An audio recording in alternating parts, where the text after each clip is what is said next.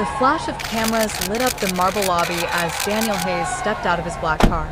Reporters shouted his name, microphones stretched like hungry hands, and fans screamed just to catch a glimpse of the man whose face had graced every magazine cover that month. He adjusted his suit, that calm half-smile fixed on his lips, the smile that sold billions, that convinced the world he had everything anyone could want. Inside, assistants rushed to keep up.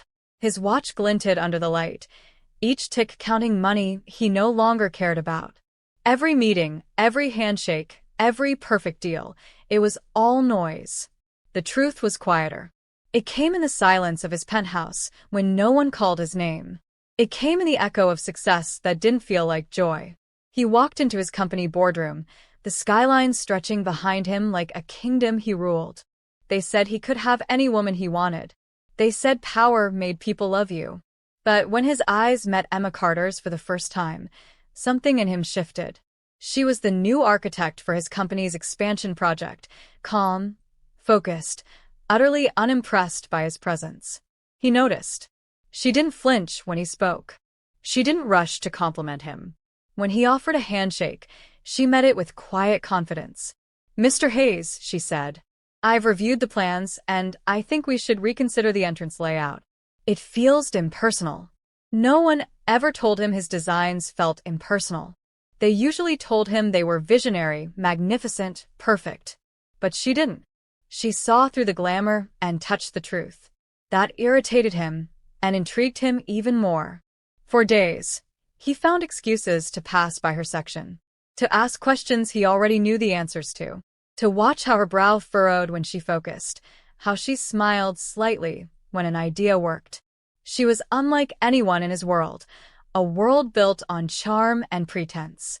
At the weekly review, Daniel asked her opinion in front of the entire team.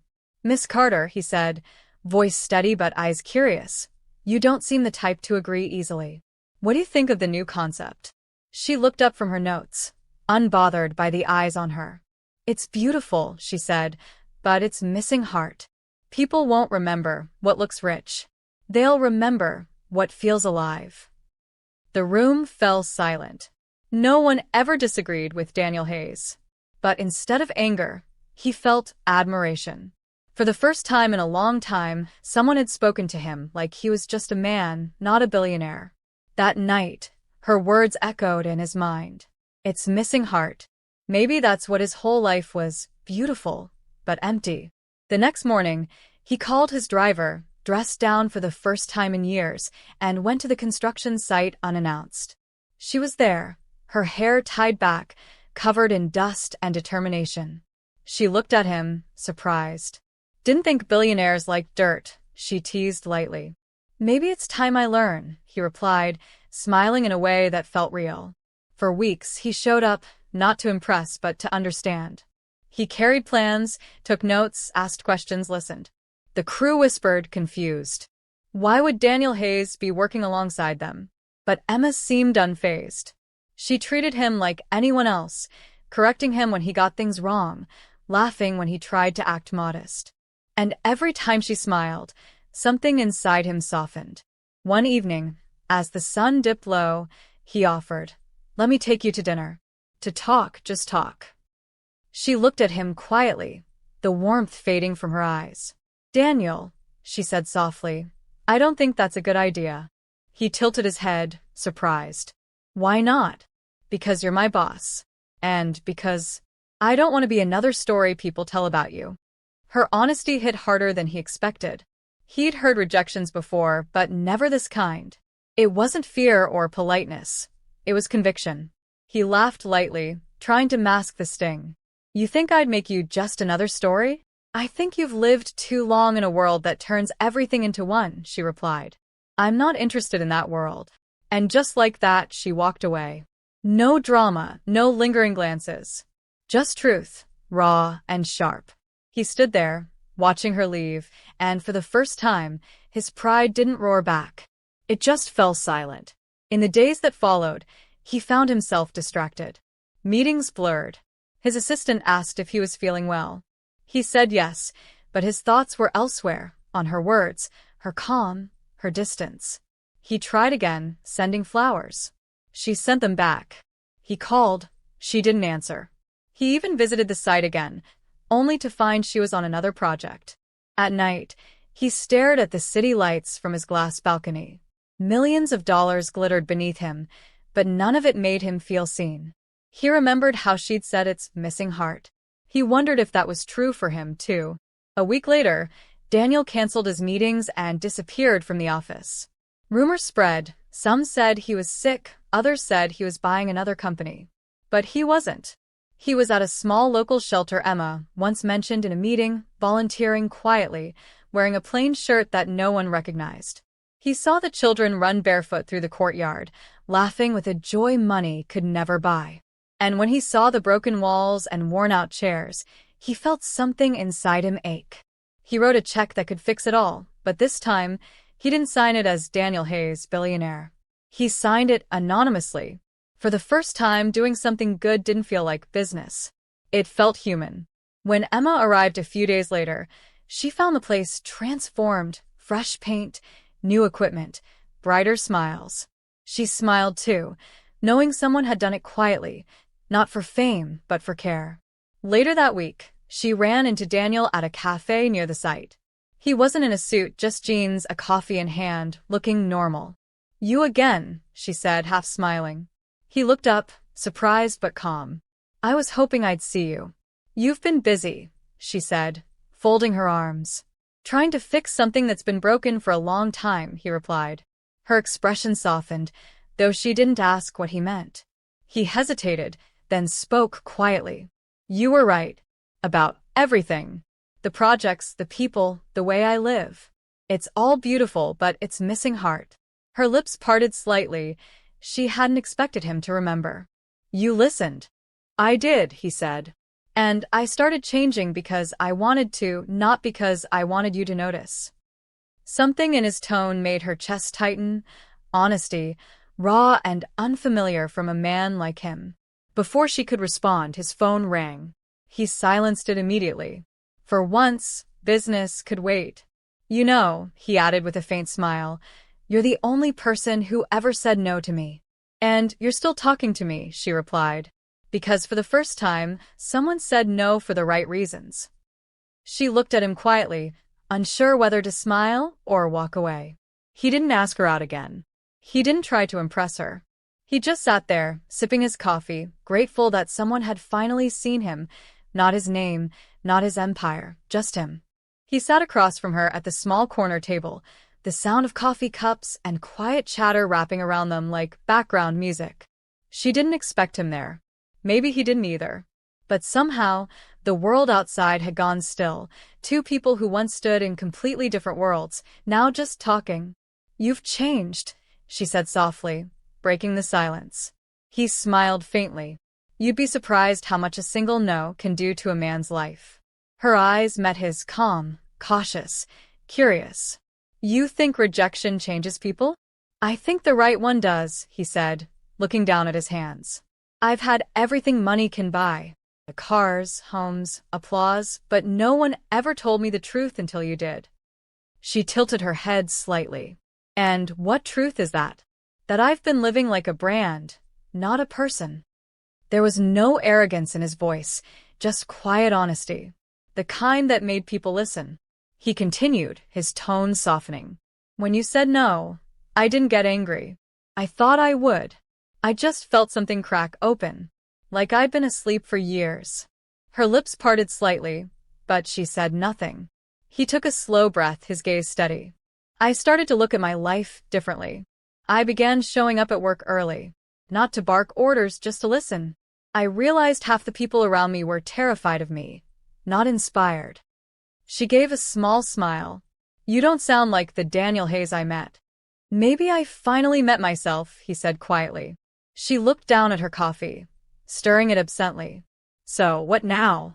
You came all the way here just to tell me that." He hesitated, the corner of his mouth twitching in a small smile. "Maybe I came to say thank you. Maybe I just wanted to see if you'd still look at me the same way now that I'm not hiding behind my empire." Her eyes lifted slowly. "You don't need to thank me. I didn't do anything." "You did," he replied gently. You said no. She chuckled softly, shaking her head. You make rejection sound noble. It was, he said. It forced me to face myself. Their laughter faded into silence again. The kind that feels full, not awkward, just honest. He leaned back, watching her, memorizing the calm strength she carried so effortlessly. You know, she said after a while, I wasn't trying to hurt you. I just didn't want to be another woman who fell for the image of a man instead of the man himself. I know, he said. And that's exactly why I couldn't forget you. Her breath caught for a second, then she looked away. You shouldn't say things like that. I mean them, he said simply. Daniel, she began, her tone firm but soft. Whatever this is, it doesn't work. We come from two different worlds. I build things for people to live in. You build things to impress people. He smiled faintly. Not anymore. She studied him carefully, searching his face for a lie, but there wasn't one. Just sincerity. Maybe that scared her more than his power ever did. When she stood to leave, he didn't stop her. He just said, Emma, for what it's worth, I'm glad you rejected me. It was the first time in my life someone treated me like a person, not a prize. Her eyes softened. Then I guess we both learned something. He nodded, a quiet understanding passing between them. She left the cafe, the bell above the door chiming softly as she disappeared into the busy street. Daniel sat there for a long time, staring at her empty cup, feeling something he hadn't in years, peace. Over the next few months, he stayed true to his words. The headlines about Daniel Hayes began to change. The billionaire, who once spent millions on luxury, now invested in schools, housing, and community centers. His name still carried power, but now it carried something more, respect. And though Emma never reached out, she saw his name appear quietly at the bottom of architectural plans she admired, subtle, thoughtful designs that focused on people, not profit. One afternoon, months later, she visited one of the new centers out of curiosity. Children were running through the courtyard, walls painted in bright colors, laughter echoing through open halls. She felt something warm in her chest. He was there, standing near the playground, wearing a simple shirt, sleeves rolled, helping a worker fix a bench. When he turned and saw her, surprise flickered across his face, then softened into a smile. Didn't expect to see you here, he said. I didn't expect to come, she replied, walking closer. You really did this? He nodded. We did. My team, the people who believed in more than numbers. She looked around. It's beautiful. It feels alive. His eyes held hers. That's what you said people remember. I listened. She smiled, small, genuine. I'm proud of you, Daniel. He looked away for a second, voice low. I didn't do it to impress you. I know, she said softly. That's why it matters.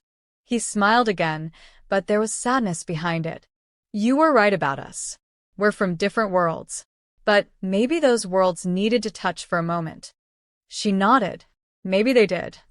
He hesitated, then reached into his pocket, pulling out a small envelope. There's something I want you to see. Inside was a sketch, an open community library built in the heart of the city. At the bottom, in small letters, it read Carter Foundation, in partnership with Hayes Development. She looked up, startled. You named it after me? After your idea, he said. You inspired it. I wanted people to remember that. Her voice softened. You didn't have to. I did, he said. Because sometimes the people who walk away are the ones who change you the most. Tears welled in her eyes, but she blinked them away quickly. Thank you, Daniel. He smiled gently. No. Thank you, Emma, for seeing me when I didn't see myself. He turned toward the children laughing nearby, his expression peaceful. She watched him, the man everyone once wanted, now finally content in being enough for himself. She stayed a little longer, then walked away, leaving him surrounded by laughter and light, the kind of happiness that didn't need an audience. Later that night, as she sat by her window, she thought of him, the billionaire who learned to live without being worshipped, the man who found heart where he once chased power. She whispered to herself, sometimes saying no is the kindest thing you can do for someone. And miles away, Daniel stood on the balcony of his now modest apartment, watching the city glow below. No cameras, no noise, no audience, just peace. He thought of her, smiled softly, and whispered, "Thank you for setting me free."